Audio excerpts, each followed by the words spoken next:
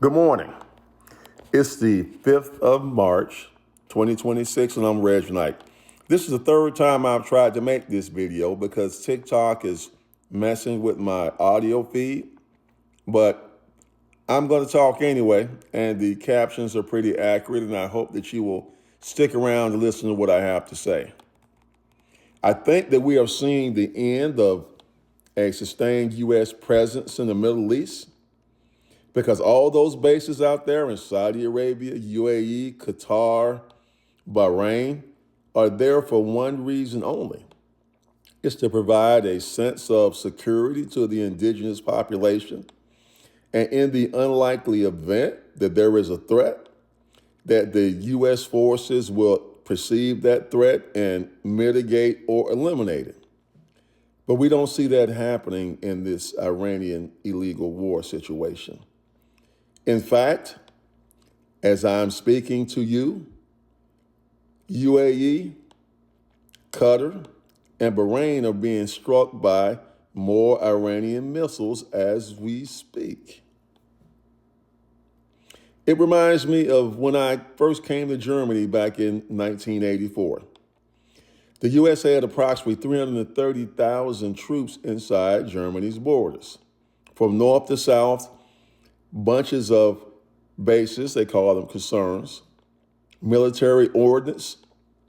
Every 2 years, we would have a big exercise called Reforger, return to Germany. And we would practice the scenario as if we would have to bring men and munitions over to fight the Russians. Well, as you know, we did not fight the Russians, but what we did is that we created an environmental and toxic mess inside Germany. And the Germans tolerated it for a while, up until when Ronald Reagan decided he wanted to introduce nuclear cruise-tipped missiles inside those same borders. Some German civilians got wind of that, and they started to go out to those concerns and protest. They lobbied their government, and before you know it, the 330,000 troops dropped to 90,000.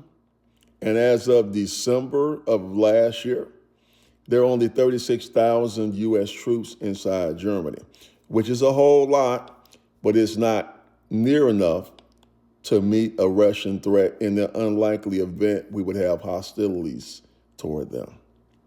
So what's the takeaway?